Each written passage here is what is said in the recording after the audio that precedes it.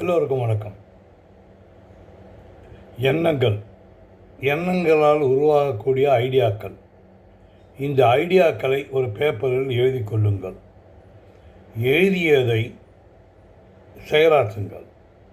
செயல் செய்வதால் நீங்கள் வெற்றி பெறுவீர்கள். கையில் பேனா இல்லை, பேப்பர் இல்லை, எழுதலை, இது வேணாம். கையில் மொபைல் ஃபோன் இருக்குது. உங்களுக்கு நீங்களே வாட்ஸ்அப்பில் ரெக்கார்ட் பண்ணிக்கலாம். ரெக்கார்ட் பண்ணி கொடுத்தீங்கன்னா உங்களுக்கு அது உதவியாக இருக்கும். நீங்கள் மறக்க மாட்டீங்க. நான் இவ்வளோ பதிவு போட்டிருக்கேன். சில பேர் தான் நீங்கள் சப்ஸ்கிரைப் பண்ணியிருக்கீங்க. எனக்கும் கொஞ்சம் பண்ணுங்களேன் ப்ளீஸ், தயவுசெய்து பண்ணுங்கள். ஓகே, நான் இன்றைக்கி விவசாயத்தில் திரும்ப அடுத்த பாயிண்ட்டு ஆர்கானிக் ஃபுட்டை பற்றி பேச போகிறேன். ஆர்கானிக் காய்கறிகள், இது பலரும் நினச்சிக்கிட்டு இருக்காங்க என்னென்ன அப்படின்னா, ஒரு சர்டிஃபிகேட் வாங்கினா போதும், ஒரு லேபிள் ஒன்று வாங்கினா போதும் அப்படின்னு நினச்சிட்ருக்கீங்க. அந்த மாதிரி இல்லை. இது ஆர்கானிக்குங்கிறது இயற்கை விவசாயத்தில் தரமான நல்ல ஒரு குவாலிட்டியை டெவலப் பண்ணுறது தான் அதோட முக்கியமான விஷயம். அதுக்கு என்னென்னலாம் வேணும் அப்படின்னா, இது உதவுறதுக்கு பல நிறுவனங்கள் இருக்கின்றன.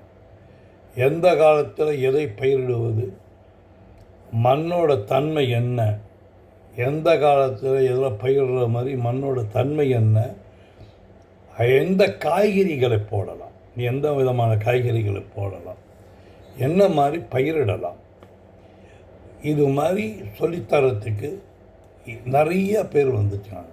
இப்போது உதாரணத்துக்கு நீங்கள் ஒரு ஏக்கருக்கு எவ்வளவு விளைச்சல் பண்ணலாம், அதனால் விளைச்சலில் உண்டாகக்கூடிய லாபம் என்ன, இது எல்லாமே கம்ப்ளீட் டேட்டா எல்லாத்தையுமே கொடுக்கறதுக்கு பல நிறுவனங்கள் விட்டன. அதனால் நிறையா காசு கேட்பாங்க சார் அப்படின்னு. அப்படிலாம் இல்லை. இதில் ஃப்ரீயாகவே படித்தறதுக்கு நிறைய பேர் இருக்காங்க. நீங்கள் இதை தவிர எங்கே இதை மார்க்கெட் பண்ணலாம், எந்தெந்த இடத்துல மார்க்கெட் செய்யலாம், அதாவது வியாபாரம் பண்ணுறதற்கும் எங்கெங்கெல்லாம் வியாபாரம் பண்ணலாங்கிற விஷயங்களெல்லாம் கூட சொல்லிக் கொடுக்கறதுக்கு பல பேர் இருக்காங்க. உதாரணத்துக்கு நீங்கள் உழைக்க வேண்டும். நீங்கள் உழைக்கணும், அவ்வளோதான். நம்மாழ்வார் போன்றவர்களும் இருக்கிறார்கள்.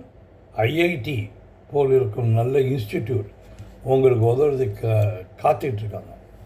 சார் எனக்கு ஆங்கிலம் தெரியாது சார், அதெல்லாம் மறந்துடுங்க. எல்லாம் தமிழ்நாட்டில் பிறந்தவங்க தானே. தமிழ்லேயே கற்றுக் கொடுக்கறதுக்கு கிளாஸ் எடுக்கிறதுக்கெல்லாம் ஆன்லாம் இருக்காங்க, அங்கேயே பண்ணுறாங்க. நீங்கள் ஐஐடியில் போய் கேட்டிங்கன்னா அவங்களே சொல்லுவாங்க. ஏதோ பெரிய பெரிய பில்டிங்கை பார்த்து பயப்படாதீங்க. முதல்ல பயத்தை தூக்கி குப்பையில் போடுங்க. பயம் நாஸ்தியாகும். பயத்தை தூக்கி குப்பையில் போடுங்க. தைரியமாக போங்க. உங்களுக்கு தெரிஞ்ச தமிழில் பேசுங்க. நான் விவசாயின்னு சொல்லாதீங்க.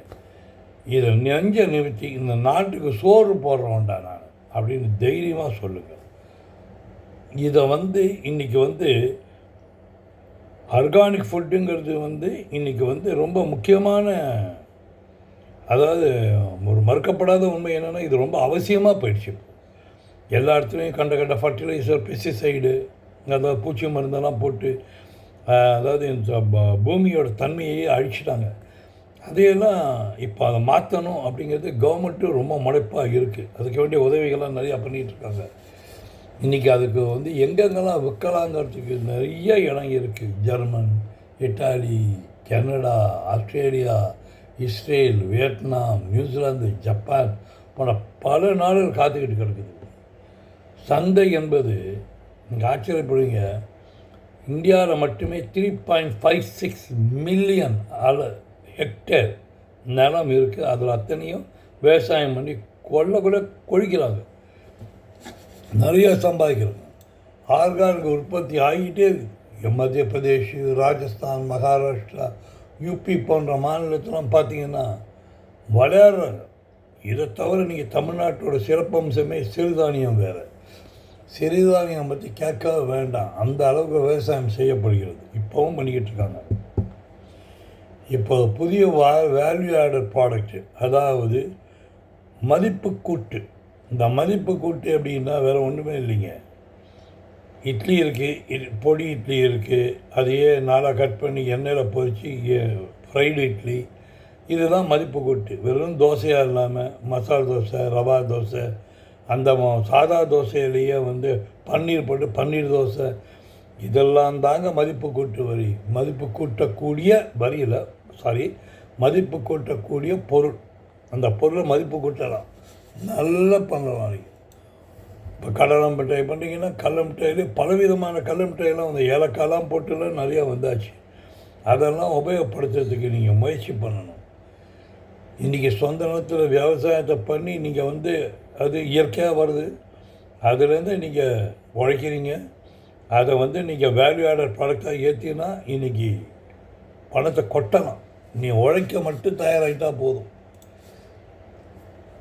இன்னொன்று சொல்கிறேங்க, இன்றைக்கி எள்ளு உருண்டை இது சக்கை போட்டுட்ருக்குது. நீங்கள் விவசாயத்தில் முடிஞ்சதுக்கப்புறம் மிச்ச நேரத்தில் எள்ளு போட்டேன் அப்படிம்பாங்க.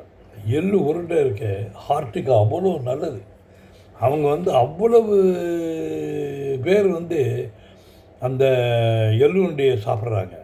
அது சென்னை, திருச்சி, அப்புறம் உங்களுக்கு கோயம்புத்தூர், அப்புறம் வந்து சேலம், இது முக்கியமான ஏரியாலெலாம் அதோட தேவைகள் வந்து அதிகமாக போய்கிட்டே இருக்குது. அது காரணம் என்ன அப்படின்னா, நீங்கள் சாதாரணமாக ஒன்று நீங்கள் ஒரு அவங்க பிள்ளைங்க யாராவது படிச்சிடணும், அவங்கள வச்சு ஒரு வெப்சைட்டை க்ரியேட் பண்ணி எள்ளுருண்டை கிடைக்கணும் போட்டு பாருங்கள்.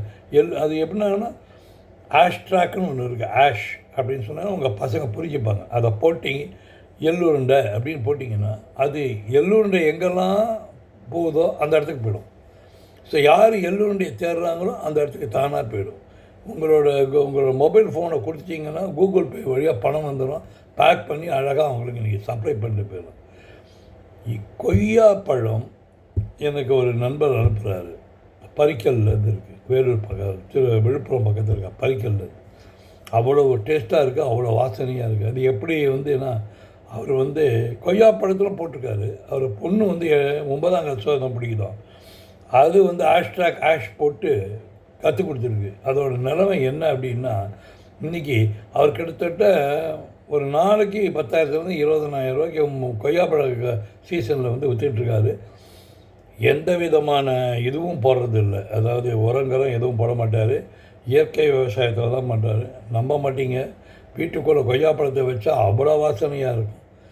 நீங்கள் போட்டு பாருங்கள், அவ்வளோ ஓட்டம் ஓடும்.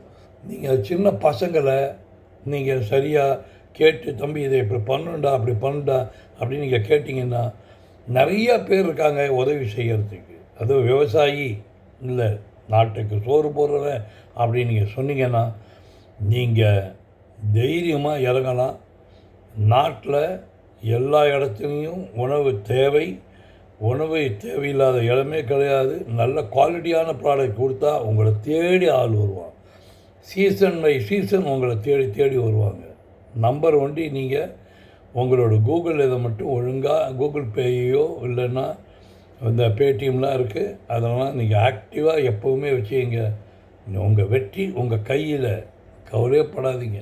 நீங்கள் உழைக்க மட்டும் தயாராகிட்டுன்னா நீங்கள் தான் ராஜா. உங்களாலேயும் முடியும், வெற்றி பெற முடியும். வெற்றி உங்கள் கையில் தான் இருக்குது. வெற்றி பெறுவீர்கள்.